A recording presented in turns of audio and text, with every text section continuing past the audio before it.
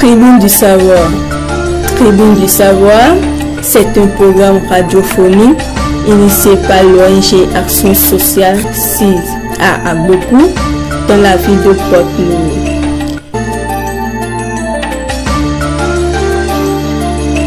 Tribune du savoir, c'est dans le cadre de la mise en œuvre du projet d'autonomisation des adolescents grâce aux compétences de vie et à l'éducation financière.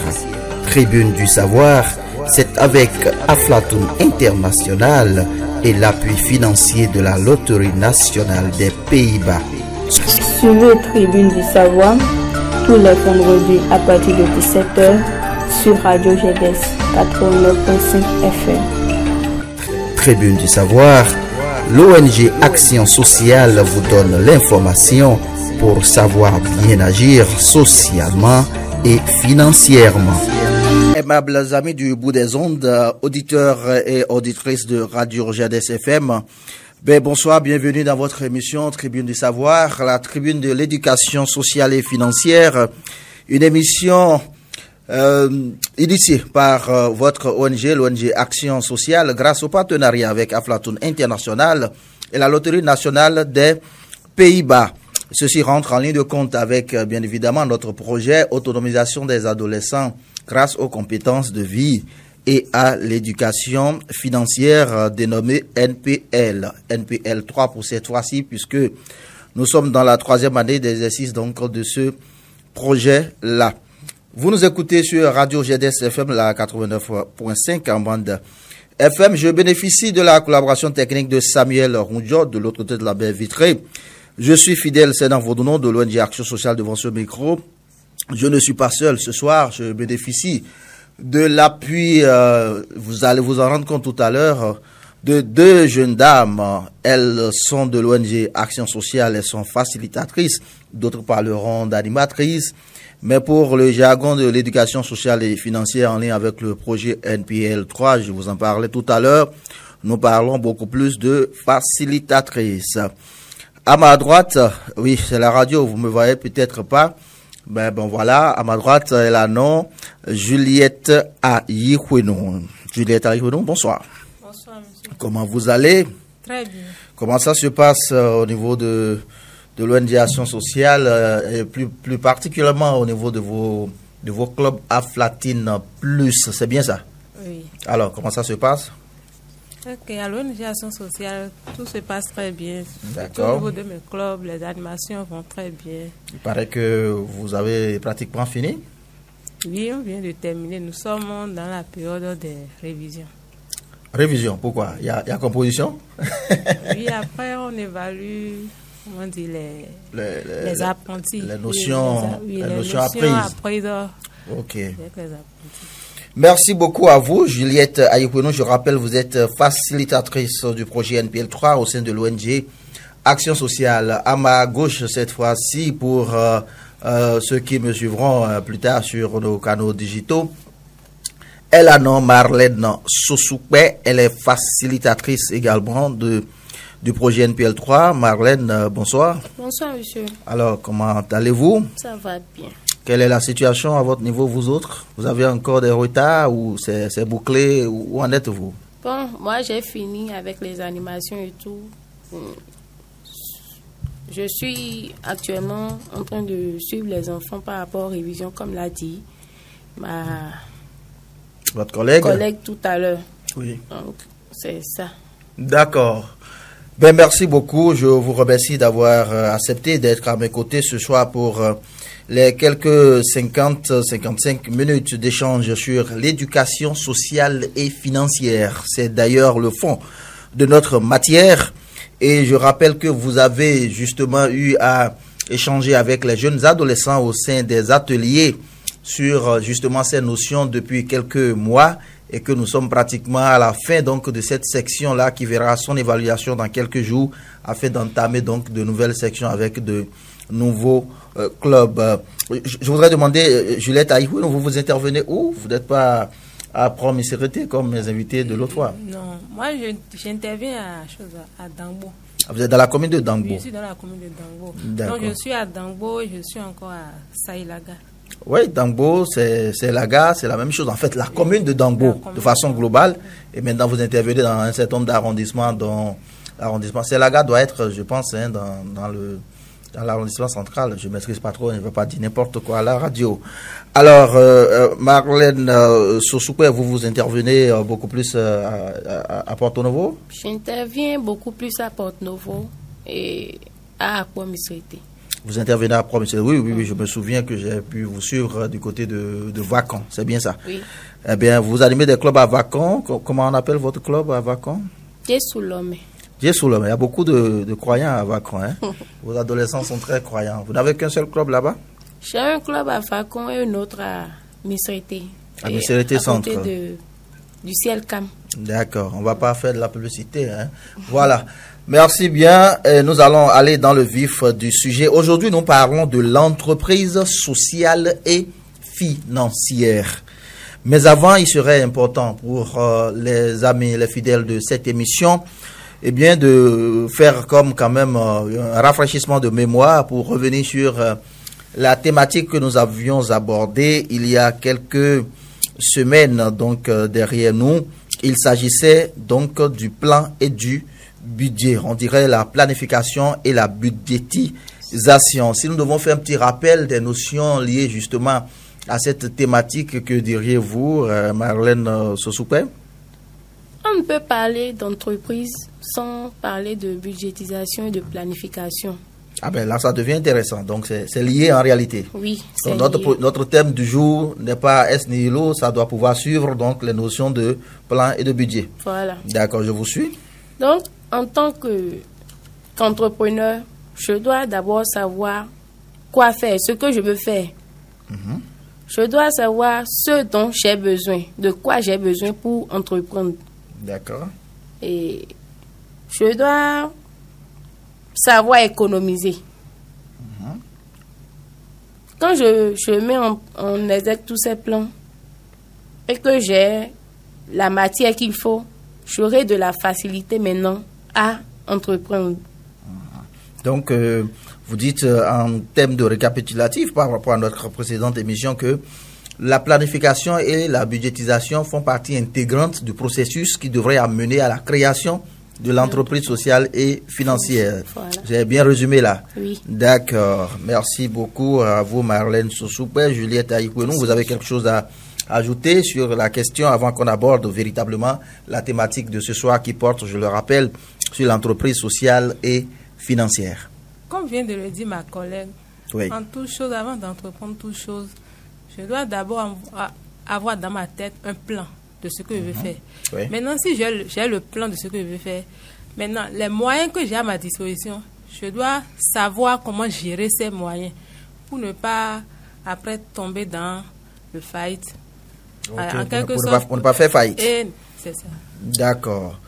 Merci bien à vous. Nous allons donc récapituler pour dire que la question donc du plan et du budget vient en quelque sorte compléter les notions préliminaires dont nous avons déjà discuté sur cette émission, attend donc de l'exploration personnelle, c'est-à-dire de la connaissance de soi, de ses faiblesses, de ses forces, de son environnement, ensuite de ses droits et responsabilités, puis de l'économie et de la dépense, avant donc de parler maintenant du plan et du budget. Tous ces éléments-là constituent en réalité les piliers justement maintenant de l'entreprise sociale et financière. Donc c'est dire que les 5 piliers de l'éducation sociale et financière dont nous avons parlé déjà dans les toutes premières éditions de cette émission ici, eh bien tous ces piliers-là sont liés, ils interagissent justement pour atteindre la finalité de la création de l'entreprise sociale et financière. Alors pendant que nous y sommes,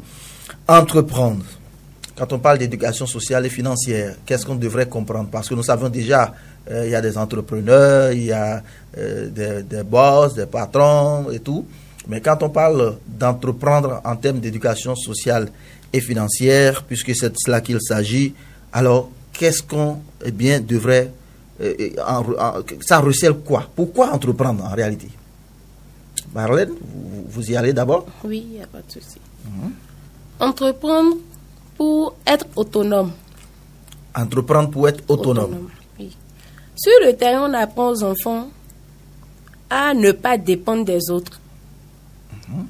Donc, ils doivent forcément chercher à faire quelque chose et surtout ensemble, parce que c'est ça on leur apprend surtout. Entreprendre ensemble. Ensemble. C'est compliqué hein, dans notre environnement. Comment vous arrivez à les convaincre en fait justement de la pertinence de cette option-là? Prenons un exemple très simple. On est apprenti coiffeuse par exemple. On a fini la formation et on a qui ont des parents qui les aident en même temps à ouvrir leur centre eux-mêmes. Il y en a même qui n'ont pas les moyens et on les voit sous des arbres en train de travailler. Et quand on les met ensemble, telle personne a les moyens. Il y en a même qui ont des moyens et qui ne connaissent pas le métier. Ils ont appris mais ils n'ont pas... pas véritablement la main. Voilà. Quand on met tout cela ensemble et on sait que bon, telle personne connaît telle chose. Moi, j'ai les moyens pour organiser de telle manière. Et qu'on met tout ensemble, je pense qu'on irait de l'avant. D'accord. Donc, l'autonomisation dont vous parlez, ça fait partie intégrante d'ailleurs hein, du libellé de ce projet qui parle donc d'autonomisation des adolescents grâce aux compétences de vie. Et ce sont ces compétences de vie que vous voulez inculquer à travers l'éducation sociale et financière. Alors donc, il faut entreprendre pour être autonome. Ce n'est que ça, Juliette Aïkwenou. On peut aussi ajouter qu'il faut entreprendre quelque chose pour un but lucratif. Ce que je veux dire par là, c'est on entreprendre pour son intérêt personnel ou bien un intérêt commun. Donc, quand il s'agit d'entreprendre, ce n'est pas forcément pour soi-même, mais c'est pour le groupe auquel on appartient. D'où la notion justement hein, de l'entreprise sociale, donc de travailler ensemble. Ça, la notion de travail collectif revient une fois de plus. Donc vous parlez d'entreprise sociale et financière. Mais en réalité, quelle est la différence? Quelle est la particularité de cette entreprise sociale et financière quand on doit se référer au principe d'éducation sociale et financière? Parce que je soupçonne que forcément il doit y avoir quand même des éléments particuliers par rapport justement à la question donc de l'entreprise, de l'entrepreneuriat, qui ne devrait pas être comme nous en entendons parler certainement. Alors quelles sont ces spécificités-là qui font, si je peux le dire ainsi, la particularité de l'entreprise sociale et financière selon vous, Marlène Sosoupé? La particularité selon les principes de l'éducation sociale et financière, c'est d'abord travailler ensemble, se connaître, connaître ce que l'autre aime, ce qu'il n'aime pas. Travailler pour et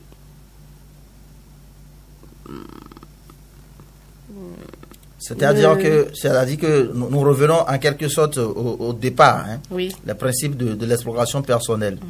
Parce que si tu ne te connais pas, tu ne pourras pas mieux t'intégrer dans l'environnement.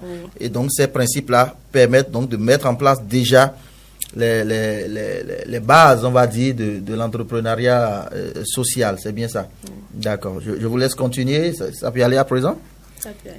Nous parlons donc des particularités de l'entrepreneuriat à l'aune justement des principes de l'éducation sociale et financière. Je disais tantôt, travailler pour le bien commun et non pour soi seul. C'est ça surtout la particularité. D'accord, parce que généralement quand on parle d'entrepreneuriat, c'est que bon, je crée mon entreprise et puis c'est pour moi, c'est ma chose. Surtout que c'est même d'ailleurs prévu par la loi, on parle d'entreprise individuelle. Voilà. Et donc je me fais donc de l'argent, des bénéfices pour moi-même. Mais dans le cas donc de l'entreprise sociale et financière, ce n'est pas le gain qui est d'abord visé. C'est d'abord le travail. La qualité du travail. La qualité du travail, donc qui est donc forcément ou idéalement le travail collectif. Donc on entreprend ensemble. Et pour y arriver, disiez-vous, il faut avoir déjà maîtrisé les notions d'exploration personnelle, donc de vivre ensemble, et ça rend la chose un peu plus facile, vous diriez-vous. Ok. Merci beaucoup à vous, Marlène Sosoupé. Je me tourne à présent vers Juliette Aïkwenou sur la même question. Que pensez-vous véritablement qu'on puisse mettre en exergue? par rapport à l'entreprise sociale et financière et qui fait justement la particularité de ce que vous enseignez aux jeunes adolescents dans les ateliers d'artisans ici dans l'OME, et qui fait la différence avec ce qu'on sait de l'entrepreneuriat, par exemple? D'après ce que moi j'enseigne à mes apprenants, oui. Entreprendre quelque chose de commun, ou bien si on veut parler d'entreprise sociale ou d'entreprise financière, d'abord, toi-même, en question, qui a l'idée de créer l'entreprise, tu dois être en mesure de savoir faire d'abord quelque chose. Maintenant, si tu sais faire le truc, ceux avec qui tu veux te regrouper pour que vous puissiez créer l'entreprise là, vous devez tout faire pour vous familiariser. Vous devez vous familiariser. Vous devez vous connaître. Maintenant, si tous ces points sont...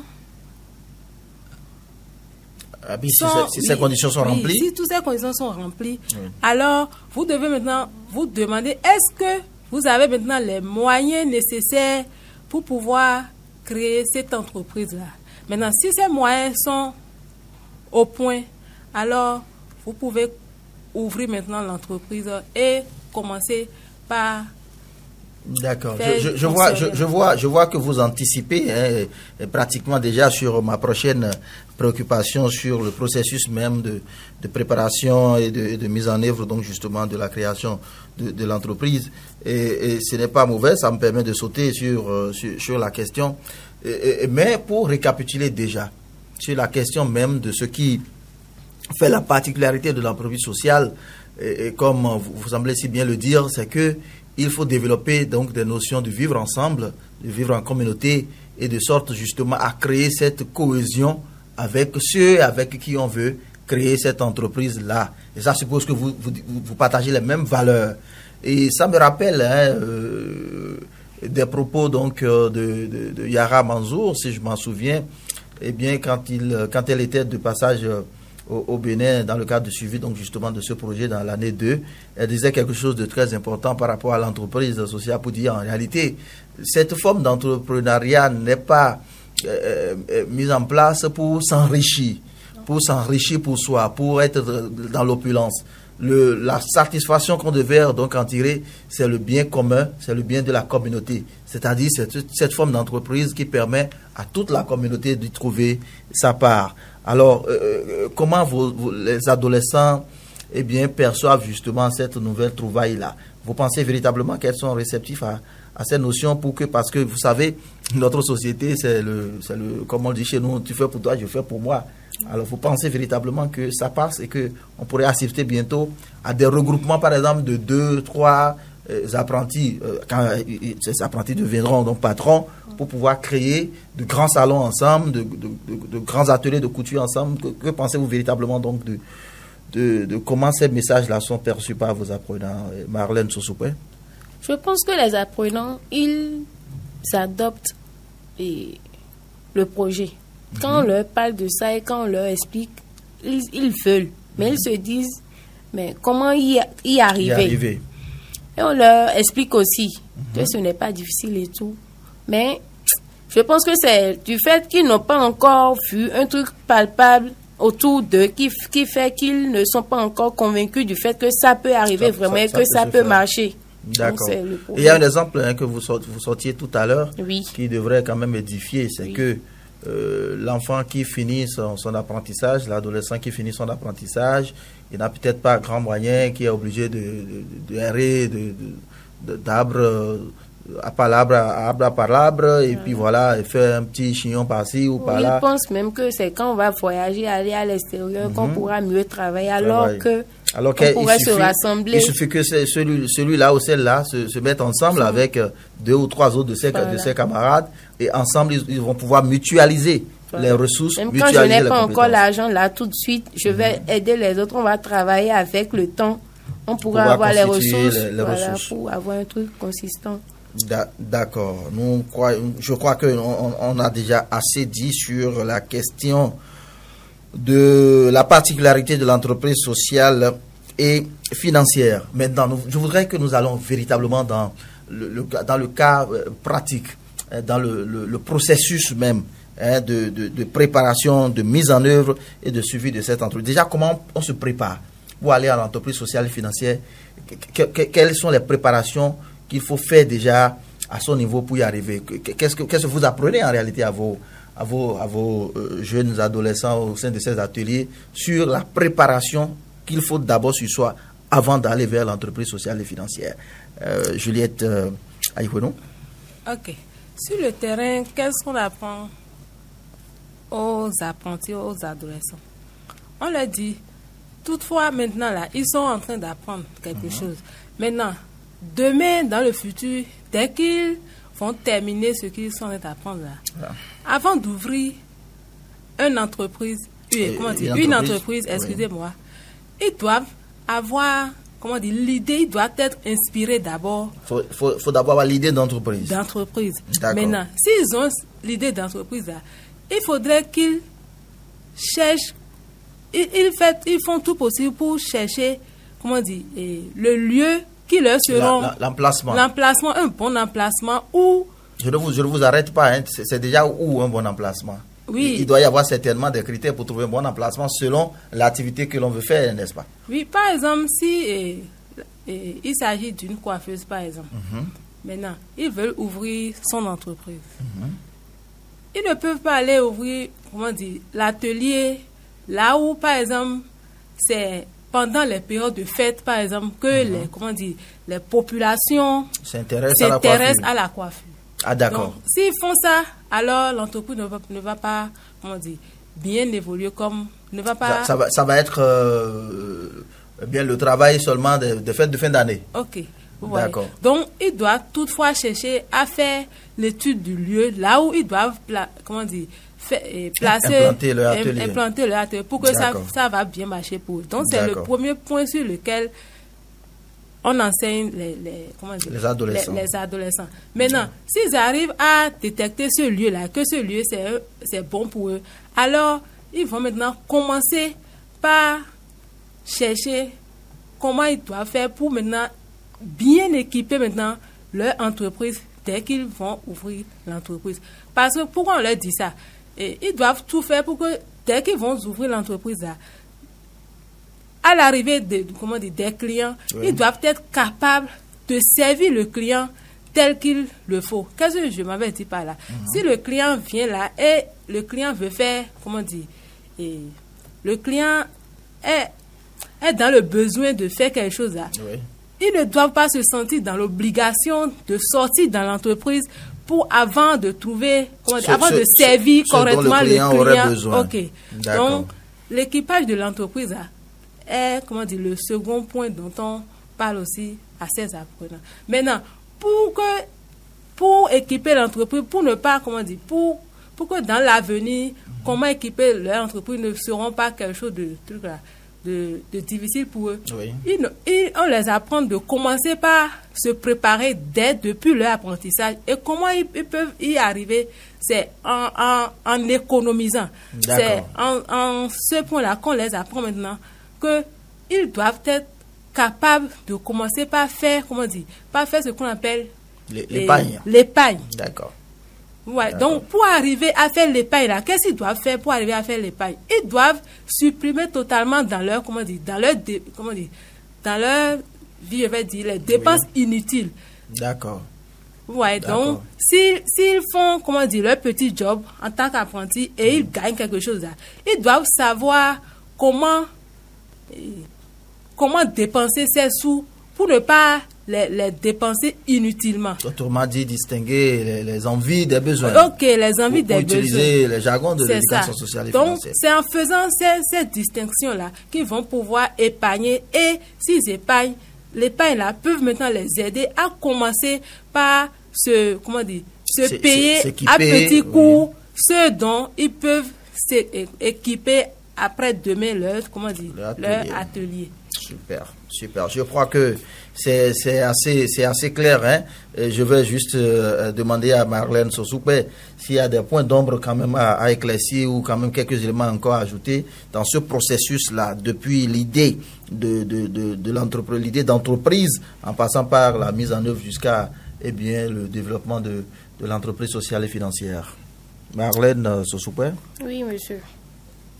Pour la création d'une entreprise sociale et financière, oui, on doit d'abord chercher les idées. Prenons le cas d'une entreprise de couture, une salle de couture. oui. On était apprenants, on est restés ensemble, on a appris à faire la couture et tout. On cherche d'abord, ceux-là qui sont forts en couture même, ceux-là qui vont coudre, Oui. ils auront leur Un peu comme le cloisonnement dans l'atelier. Oui, voilà. Oui. On va aussi chercher ceux-là qui vont uniquement s'occuper que de la coupe. D'accord. C'est comme ça qu'ils développent souvent avec les enfants. Et il y a d'autres qui vont juste faire le repassage. C'est-à-dire la finition en quelque sorte. Oui. D'accord. D'autres pour l'accueil des clients. En fait, on va ouvrir un truc. Quand les gens vont vouloir venir, eux-mêmes, ils sauront que bon, ça là, même quand on leur remet une tenue à coudre en 1 heure de temps, c'est possible. Autrement dit, vous expliquez, c'est très intéressant, je ne vous arrête pas. Il faudrait que les jeunes apprenants aujourd'hui puissent déjà, à l'apprentissage, détecter les compétences de chacun. De sorte à savoir que, eh bien, à la sortie, nous savons ceux-là qui sont bons pour nous faire l'accueil. Voilà ceux-là qui sont bons pour les coupes. Voilà ceux-là qui font de la bonne couture, qui peuvent bien faire les assemblages. Voilà ceux-là qui peuvent faire une bonne finition, de sorte qu'ils créent ensemble une chaîne de production où, eh bien, rien ne se perd. De sorte que quand le client arrive, il n'y a pas de raison qu'il ne soit pas bien accueilli, il n'y a pas de raison que son habit ne soit pas bien cousu. Et donc, il n'y a pas de raison qu'il n'y ait pas une bonne finition qui satisfasse justement, eh bien, les attentes du client. C'est de cela qu'il s'agit. Voilà. Dans le même temps, les enfants nous demandent, mais qui sera chef de ça? Puisque nous oui, c'est la question. Nous sommes tous patrons. Je leur dis, dans ce cas, on distribue les rôles et les responsabilités. Personne n'est chef. D'accord. Comme ça, il n'y a pas de PDG. Il n'y a pas de chef. Sinon, on va se dire, c'est lui seul qui bouffe, c'est lui seul qui est ici. Donc, quand tout le monde se prend comme apprenti dans son entreprise, je pense que ça marche. D'accord. Mais il y a un aspect que certainement les auditeurs se demandent, mais comment ça se fait maintenant? Comment on gère l'argent? Voilà. Qui va gérer l'argent? Qui sait gérer l'argent? Comment on fait pour la gestion financière? Justement pour ça, on avait parlé de planification et de budgétisation. D'accord. Parce que à chaque fois quand l'argent entre, on sait quelle part va dans telle chose dans l'entreprise. Et le reste, on divise à part égale. Personne n'est chef. D'accord. Merci à vous, Marlène Soussoupé. Nous allons revenir un peu plus en profondeur sur ces notions. C'est très intéressant. Et c'est d'autant plus intéressant que ce n'est pas des notions qui s'appliquent seulement aux jeunes adolescents. Ça s'applique aussi aux grandes personnes, aux fonctionnaires, à l'artisan, à toutes les composantes de notre société. Parce que la finalité, c'est justement de promouvoir l'autonomisation de tous, l'autonomisation de chacun et de tous. Je voudrais rappeler à tous les amis auditeurs, auditrices de Radio GRDS FM que vous suivez votre émission Tribune du Savoir, la tribune de l'éducation sociale et financière. Cette émission qui parle justement des notions pour justement assurer l'épanouissement de chacun, petit comme grand, cadre comme artisan, afin que notre société soit véritablement épanouie. Je rappelle à tous les amis auditeurs et auditrices que dans exactement 5 minutes, je crois, ils auront déjà la possibilité de nous joindre sur cette émission. Je le dis avec l'assurance de la complicité de Samuel Mundio qui assure justement le côté technique de cette émission. Les lignes pour nous joindre sur la radio sont connues, nous vous les rappelons tout de même. Il s'agit de 97 61 85 80 ou 94 03 03 58. Je reprends les 97 61 85 80 ou le 94 03 03 58. Je reviens justement ici sur ce plateau pour reprendre notre discussion là où on l'avait laissé il y a quelques secondes sur la question justement de la procédure de création de l'entreprise sociale et financière. Voilà, nous avons déjà identifié les compétences dans notre groupe, nous savons déjà faire les recherches de terrain pour voir est-ce que ici Si c'est par exemple pour un salon de coiffure, est-ce qu'il n'y a pas déjà 2 ou 3 salons de coiffure dans la même rue? Est-ce que ceux qui étaient là, ils ont toutes les valeurs ajoutées à leur travail pour savoir si nous amenons quelque chose de nouveau par rapport à ce qui se faisait déjà? Oui, vous voulez ajouter quelque chose? Oui, allez-y déjà. Quand nous parlons d'entreprises sociales et financières, le fait que d'autres entreprises soient dans la zone ne nous dérangerait normalement pas. Parce qu'on vient en tant que rival. D'accord. Oui, on vient en tant que rival. J'aime pas la notion de rival, je préfère concurrent. Voilà, on dit concurrent. Oui. Puisque on sait ce dont on est capable. Notre marketing chez nous, dans ce cas-là, c'est différent des autres. Donc, on doit forcément les exceller. D'accord. Donc, c'est ça. Donc, quand on vient avec forcément des idées nouvelles, on vient avec des initiatives nouvelles, on vient avec des nouveautés tout court et qui devraient comme permettre de faire la différence avec les services qui existaient. Est-ce à dire pour autant, Juliette Aïkouenou, que on n'a pas besoin de tenir compte véritablement de ces aspects-là? Parce qu'il y a ça aussi en réalité pour des jeunes qui veulent quand même se lancer. Ils viennent concurrencer d'office les anciens. Vous voyez, c'est dans notre contexte sociologique et social. Vous ne croyez pas pour ces jeunes-là? On devrait quand même en tenir compte, non? Qu'en pensez-vous? Selon moi, si je connais mon travail, je sais ce que je fais là. Si je veux ouvrir mon entreprise, même s'il y a déjà des chances dans mon entourage, je vais ouvrir ça sans hésiter. Parce que je sais ce que je peux faire là. Maintenant, en plus de ça, si je vois qu'il y a des chances dans la zone où je suis en train d'ouvrir mon entreprise, je vais chercher à savoir chez ces gens-là, ceux qui ont déjà ouvert avant moi là,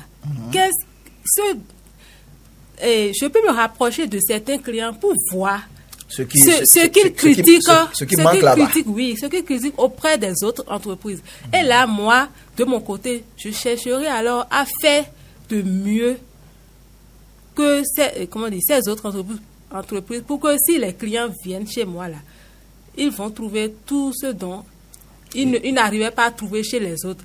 Donc, autrement dit, je vais plus améliorer, mon travail pour que ces clients vont beaucoup plus m'apprécier. Donc, ouvrir son entreprise dans une même zone que les autres, là, ça ne veut... Il n'y a pas d'inquiétude là. D'accord. C'est à toi de savoir comment soigner ce que tu fais et aussi c'est à toi aussi de savoir comment accueillir, tes clients. Et tu dois aussi avoir le marketing. D'accord. Je suppose que vous apprenez tout ça on les apprend adolescents. Tout ça. Parce qu'il est bon d'ouvrir son entreprise, mais si tu n'as pas le marketing là, tu vas rester là, tu vas dire que ton entreprise ne marche pas, ça ne marche pas. Donc en tout chose, il faut aussi avoir le marketing. Merci beaucoup à vous, Juliette Aïkouenou, pour ces explications. Alors, on parle d'entreprise sociale et financière. Et vous intervenez, l'ONG Action Sociale intervient spécifiquement dans les ateliers, c'est-à-dire dans le monde artisanal. Nous nous occupons beaucoup plus des apprentis artisans, contrairement à d'autres ONG qui s'occupent, dans le cadre de ce projet, des écoliers qui sont dans l'éducation formelle. Pensez-vous véritablement que ces enfants-là, ces adolescents ont cette notion d'entreprise parce que on leur a tout le temps parlé d'ateliers? Et on n'a pas comme l'impression que ces ateliers-là sont véritablement gérés comme des entreprises à part entière. Alors, comment vous vous y prenez? Quelle est la situation? On peut en parler maintenant, puisque vous avez pratiquement fini les modules que vous avez prévus justement pour cette session. Oui, Marlène Nososoupe. Souvent, quand on leur pose la question, ils nous disent « Je veux faire comme ma patronne. » Njando Tchetiti. On leur dit. On dit qu'ils veulent avoir leur propre atelier. Voilà, c'est ce qu'ils ont dans la tête, c'est ce qu'on leur a appris. Et c'est après le déroulement des cours qu'ils se rendent compte que bon, c'est vrai, on peut faire ci, on peut faire ça, ça va nous amener loin par rapport à... Parce que on leur pose des questions à savoir, votre patronne, elle a commencé quand? Elle a quoi maintenant que vous savez comme bien qui peut déjà lui permettre d'aller à la retraite à son âge? Voilà une autre notion. La notion de retraite. Est-ce que le patron... Les patrons, même quand on leur pose la question, il y en a qui disent c'est difficile. Maintenant, quand on apprend aux enfants tout ça, ils se rendent compte après que, bon, on peut faire ça, hein, on peut faire ça. Ça va aussi nous aider à vite nous retrouver et tout ça. Ils adoptent ça en tout cas. Et il y en a même qui disent, le coût là ne nous suffit pas, on veut plus que ça. Vous pouvez aussi nous aider à créer des entreprises nous-mêmes, puisque on est ensemble, on a presque fini.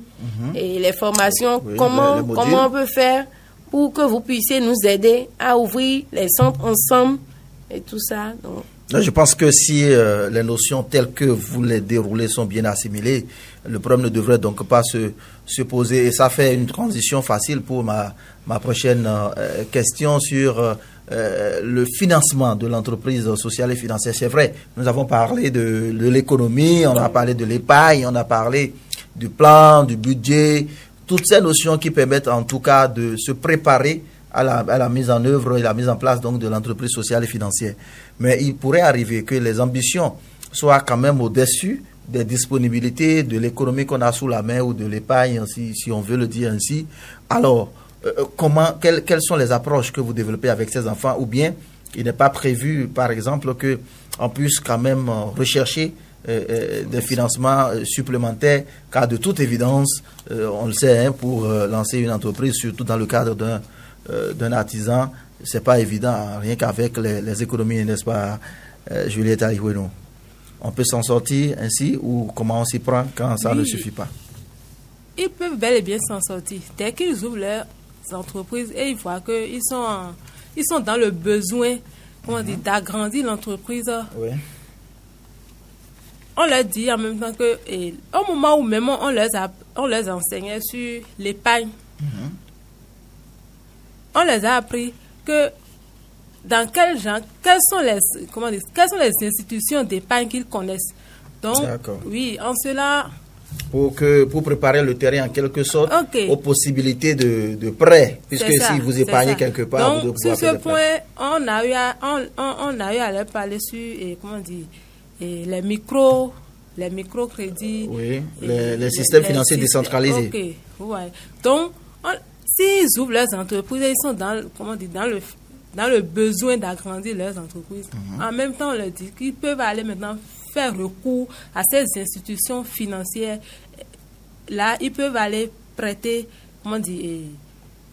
de sous là, pour pouvoir agrandir leurs entreprises. Mais il y a une condition.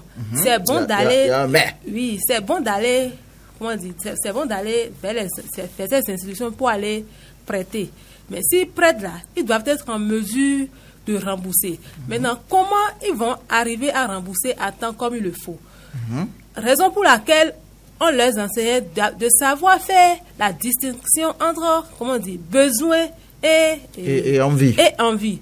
Donc, c'est ça. Donc, s'ils ouvrent leurs entreprises, ils doivent s'en tenir compte de ça, souvent se rappeler de cela, pour que s'ils travaillent et ils gagnent quelque chose, ils doivent savoir comment gérer, comment planifier ce qui leur revient dans la main comme sous, pour que chaque fin du mois, ils vont pouvoir aller rembourser là où ils sont allés chercher le prêt. D'accord, merci beaucoup. Je pense que c'est assez édifiant.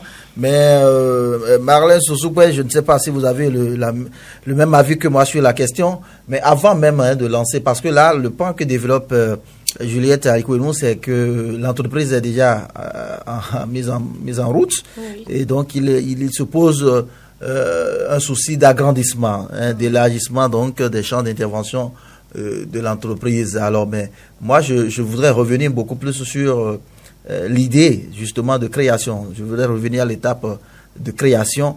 Alors, quels sont les conseils dans ce sens quand l'économie a permis peut-être, d'acheter certains couturiers, il a pu quand même acheter un ciseau, je ne sais pas, quelques bobines de fil.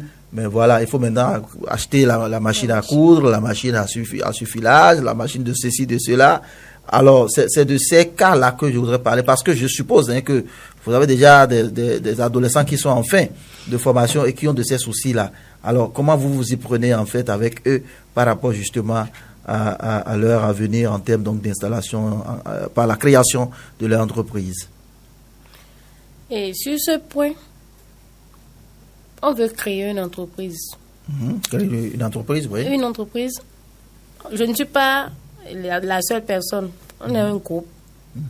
Je pense que dans ce groupe-là, il doit forcément y avoir quelqu'un qui a la possibilité d'offrir une machine peut-être. L'autre, bon, j'ai des ciseaux que je peux mettre à disposition. Donc chacun fait ressortir ce qu'il a, ce qu'il peut apporter au groupe. La mutualisation des compétences et des moyens. Et des moyens. Encore que vous les avez déjà formés pour ça. Pour ça. D'accord. Et c'est après ça, quand ils auront vu que maintenant, il manque encore des choses, on leur enseigne là maintenant d'aller maintenant vers les institutions financières, faire des prêts. Maintenant, je vais faire le prêt et je vais sur le marché, je prends une machine qui ne va pas m'aider à faire ce dont j'ai besoin juste parce que c'est à petit coût. C'est moins cher par rapport à ce qu'on m'avait dit. Et je vais chercher ça, par exemple. Je prends ça, quelques mois après, ça se gâte. Il me sera difficile de rembourser le prêt. On leur apprend tout ça pour ne pas que, au début de leur création d'entreprise, ils commencent par avoir ces genres de problèmes-là, histoire de pouvoir rembourser les prêts. Parce que quand on prête, on rembourse. Pour pouvoir en prendre un autre, pourquoi pas. On a vu des gens dans ce pays faire des prêts et ensuite prendre l'argent pour aller payer des tissus. Et eux-mêmes m'ont donné des exemples palpables. Les adolescents vous donnent des exemples dans ce sens-là. Parce que leurs parents font des trucs pareils, ils voient. Ils disent, quand je vais prendre, je ne vais pas rembourser. Quand on prête, on rembourse. Eh bien, il faut dire que c'est des propensions liées justement à des types de prêts où on pense que voilà, c'est l'argent de l'État. Quand on prête, on rembourse. Oui. C'est bien cela. Oui. Alors, ce que moi, je voudrais savoir sur la question de l'entreprise sociale et financière. Alors, vous parlez d'entreprise sociale et financière. Oui. Pourquoi sociale et financière? Est-ce qu'il est possible de clarifier la chose avant que je ne vous pose la question qui est derrière justement cette clarification? Qui va? C'est Marlène ou bien c'est Juliette Aïwenou? Ici, c'est bon. Oui, Marlène, oui, allez-y. Pourquoi sociale et financière? On parle d'entreprise sociale d'abord parce que nous sommes humains. Et on doit apprendre à rester ensemble. Sans ça, on ne pourra pas travailler ensemble. D'accord. Le social. D'accord. Financier, parce que pour que l'entreprise fonctionne, on a besoin des fonds, des moyens financiers. Donc, on combine les deux. D'accord. D'accord. Je vous aurais compris. Bon, mais ma préoccupation à présent, là je m'adresse à Juliette Aïwenou. Alors, est-ce qu'il est possible de se focaliser rien que sur l'entreprise sociale? Et donc, ça dit que le côté financier ne m'intéresse pas. Est-ce qu'il est possible de fonctionner ainsi ou les deux doivent aller de pair? Et pourquoi alors? Les deux entreprises doivent aller de pair. Les deux composantes de l'entreprise doivent aller de pair. Doivent aller de pair. Pourquoi je dis ça? Parce que si on prend l'entreprise sociale, oui. L'entreprise sociale ne peut pas fonctionner mais ne peut pas évoluer sans l'appui de l'entreprise financière. Qu'est-ce que je m'avais dit par là? Dans l'entreprise financière, c'est une entreprise qui fait des prêts.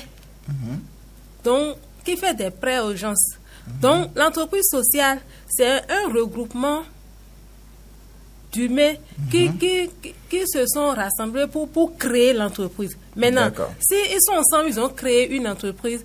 Là, pour que l'entreprise puisse bien évoluer, c'est sûr et certain qu'ils auront besoin, d'un appui financier. Maintenant, pour avoir cet appui financier, ils doivent faire recours à l'entreprise financière. D'accord.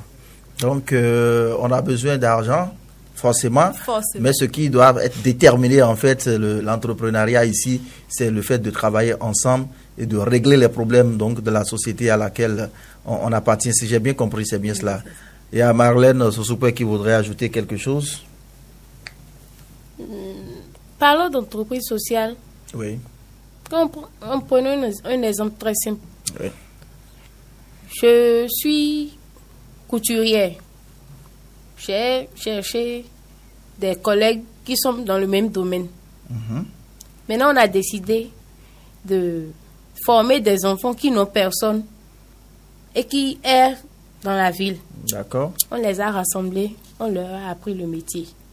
on peut toutefois les utiliser après pour avoir de l'argent. Dans ce cas, et vous ne versez pas dans l'exploitation de l'homme là? Non, c'est pas de l'exploitation. Je leur apprends le métier sans rien prendre chez eux. D'accord. Et dans le même temps, ils travaillent, on a de l'argent, je les paye encore. D'accord. Vous créez une compensation, mais là, ça devient quand même une compensation mutuelle. Voilà. Ils gagnent quelque chose et vous gagnez. Voilà. Mais à la base, vous permettez quand même d'apprendre le métier. Non, je pense que ces cas-là existent. Hein. Ces cas-là sont légion au niveau de nos ateliers. J'ai déjà entendu des patrons dénoncer même le fait, parfois c'est les parents même qui amènent les apprenants et qui par la suite ne réagissent plus au règlement des droits de formation et tout ça.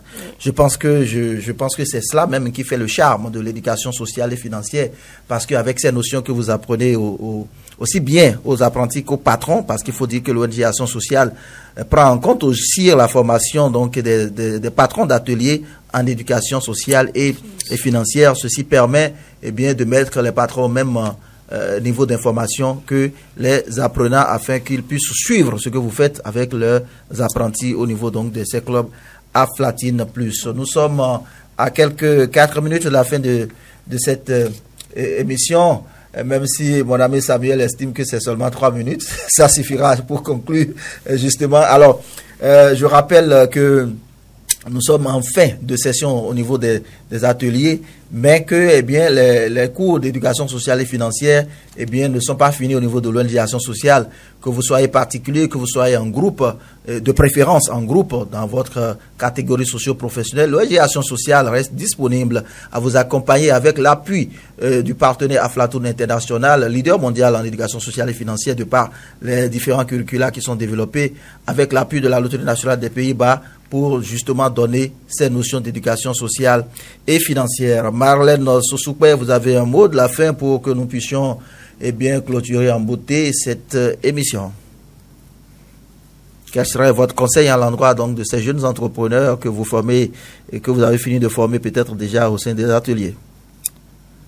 Et pour la fin, je souhaiterais et j'aimerais voir naître des entreprises sociales et financières dans ces clubs-là que j'ai eu à animer, parce qu'il y a des enfants qui ont beaucoup de potentialité. Voilà, et qui veulent vraiment le truc. Et je pense que quand ils vont vraiment mettre ça sur pied, ça va marcher.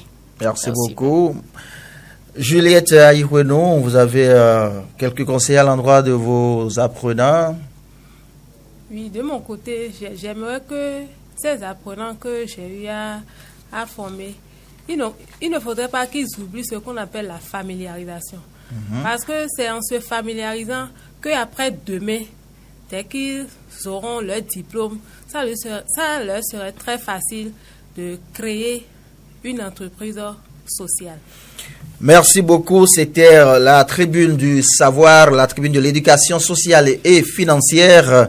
J'étais ici, fidèle, c'est dans vos dons, entouré de Marlène Sosukwe et Juliette Aïhueno. Elles sont facilitatrices du projet NPR3 au sein de l'ONG Action Sociale. Nous animons cette émission justement sur votre radio grâce à notre partenariat avec Aflatoon International et la Loterie nationale des Pays-Bas, dans le cadre de la mise en œuvre du projet d'autonomisation des adolescents grâce aux compétences de vie et à l'éducation financière. Mise en œuvre donc de ce projet ici dans Lomé par l'ONG Action Sociale CISA Boku, juste en face de la mairie, de l'annexe de la mairie de Porto Novo. Tribune du savoir, ce sera tout pour aujourd'hui. J'ai bénéficié de la collaboration technique de Samuel Hunjo, le lieu de remercier aussi l'ensemble des équipes de Radio GDS FM.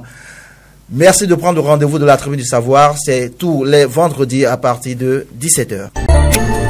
Tribune du savoir. Tribune du savoir, c'est un programme radiophonique initié par l'ONG Action Sociale CIS à Agbokou, dans la ville de Porto-Novo.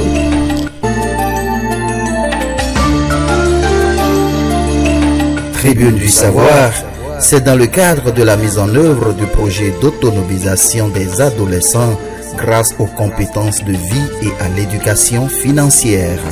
Tribune du savoir, c'est avec Aflatoon International et l'appui financier de la Loterie nationale des Pays-Bas. Suivez Tribune du savoir tous les vendredis à partir de 17h sur Radio GDS 89.5 FM. Tribune du savoir, l'ONG Action sociale vous donne l'information pour savoir bien agir socialement et financièrement.